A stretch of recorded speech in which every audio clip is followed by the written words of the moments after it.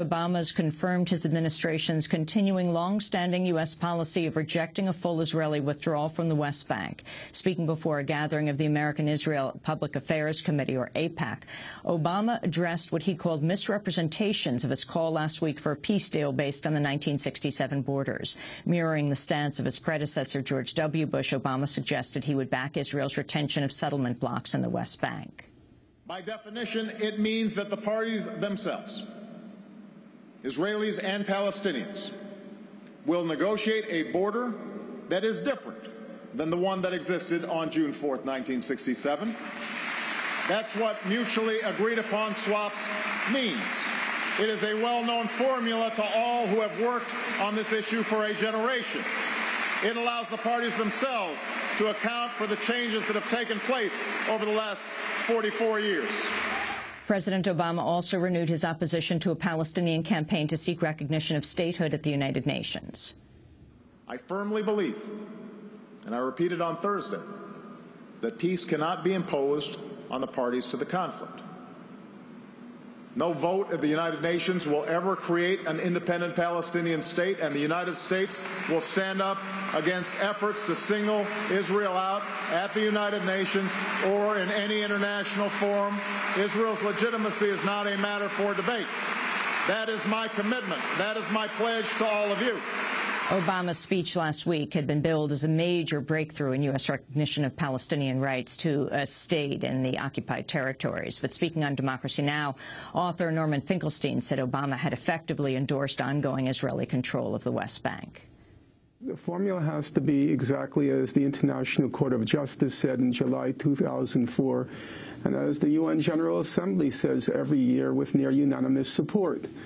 The Palestinians have the right to self-determination in the whole of the West Bank, the whole of Gaza, with East Jerusalem, the whole of East Jerusalem as its capital. That's the Palestinian right. That's not subject to negotiations. Rights are enforced. They are not negotiated. The moment you say it has to be mutually agreed upon, it means Israel has a veto over Palestinian rights. Obama's AIPAC speech came 2 days after he hosted Israeli Prime Minister Benjamin Netanyahu at the White House. Netanyahu repeated his stance that the 1967 borders are, quote, indefensible because they would exclude from Israel the hundreds of thousands of Jewish settlers living on occupied Palestinian land. Netanyahu also vowed Israel would maintain troops along what would be the Palestinian state's eastern border. While Israel is prepared to make generous compromises for peace, it cannot go back to the 1967 lines because these lines are indefensible, because they don't take into account certain changes that have taken place on the ground, demographic changes that have taken place over the last 44 years. We're going to have a long-term military presence along the Jordan. I discussed this with the President. I think that we understand that Israel has certain security requirements that will have to come into place in any deal that we make. In a move likely timed to coincide with Netanyahu's visit, the Israeli government confirmed the authorization of more than 1,500 new homes on 2 settlements around East Jerusalem. Outside the White House, Palestinian solidarity activists gathered to call for an end to the occupation. What we're after is to liberate and support the Palestinians. They've been oppressed and occupied and colonized for over 40 years, and Israel needs to let them go, needs to free up the West Bank and Gaza and East Jerusalem. Thousands of people gathered in the Pakistani city of Karachi Sunday to protest ongoing U.S. drone strikes in Pakistan's tribal region. The rally capped a 2-day sit-in by the Movement for Justice, led by former cricket star Imran Khan, protesting Pakistani military collaboration with the United States. In addition to denouncing the drone strikes, the demonstrators also called for the blocking of NATO supply routes through Pakistan. In other news from Pakistan, the Pakistani forces have regained control of a naval base in the city of Karachi after a deadly attack by armed militants. At least a dozen military personnel were killed, 14 wounded, when gunmen overran the PNS Merin building late Sunday night. The fighters also blew up a maritime patrol aircraft provided to the Pakistanis by the United States. The Pakistani Taliban has claimed responsibility for for the attack, calling it revenge for the death of Osama bin Laden. The Mehran base is considered one of Pakistan's most heavily guarded. It's located just 15 miles from Pakistan's largest base, which is believed to be a depot for nuclear weapons. In a visit to the CIA this weekend, President Obama praised the intelligence work that led to bin Laden's death. Now, make no mistake, this is not over. Because we not only took out the symbol and operational leader of al-Qaeda, we walked off with his files, the largest treasure trove of intelligence ever seized from a terrorist leader. Many of you now are working around the clock. You didn't have much time to celebrate. We've got to analyze and evaluate and exploit this mountain of intelligence. So today, every terrorist in the al-Qaeda network should be watching their back, because we're going to review every video. We are going to examine every photo. President Obama has kicked off a four-nation tour of Europe, his first foreign trip since bin Laden's death.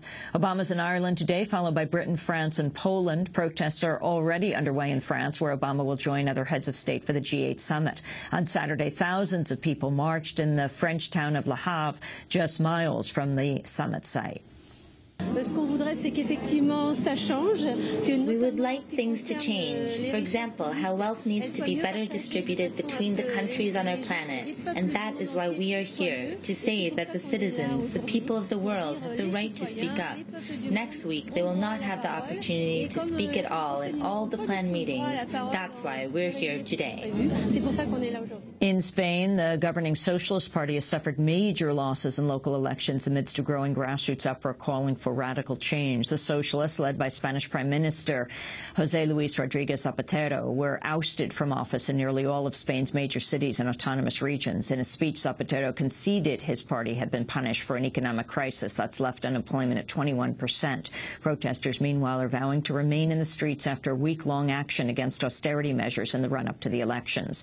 The nascent movement, dubbed Real Democracy Now!, or M15, after its start date of May 15th, has attracted tens of thousands of people across Spain. At the movement's base camp in Madrid's Puerta del Sol Square, protesters voted to continue demonstrating. For the moment, we have decided to stay at least one more week, but that does not exclude the possibility of staying indefinitely or until we achieve something. We will stay at least one more week. The Spanish movement has published a list of demands which includes the shutting down of all nuclear power plants and changes to foreclosure laws. More deaths have been reported in the Syrian government's crackdown on protesters opposing President Bashar al-Assad. On Saturday, at least 11 people were killed in the city of Homs while attending a funeral for 10 who had been killed the day before. The mourners reportedly came under fire as they left the cemetery. In Iraq, at least 20 people were killed and over 80 wounded in a series of weekend explosions in Baghdad. In the deadliest incident, 8 Iraqi police officers were killed when a suicide bomber detonated explosives at the scene of a prior attack. 2 U.S. soldiers were killed and 3 were wounded when a bomb hit a U.S. military patrol just miles from the expansive base known as Camp Victory. Violence in Baghdad has escalated in recent weeks as Iraqi lawmakers debate whether to request an extended U.S. occupation beyond the withdrawal date for later this year. Yemeni President Ali Abdullah Saleh has rejected another transition deal that would remove him from office.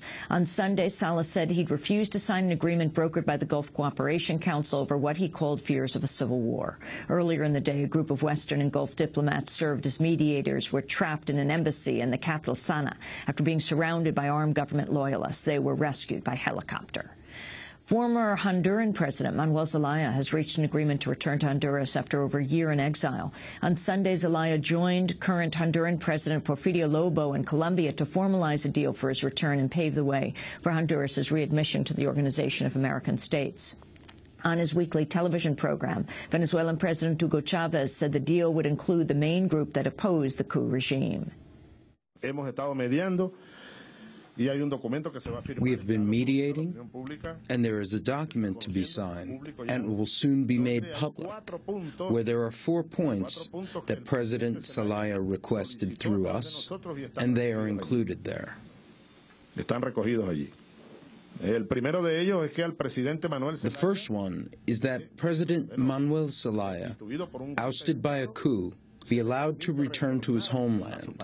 And I believe there is even a date, and that the National Resistance Party be recognized as a legal and legitimate political force in Honduras. Fuerza política legal y legítima en Honduras.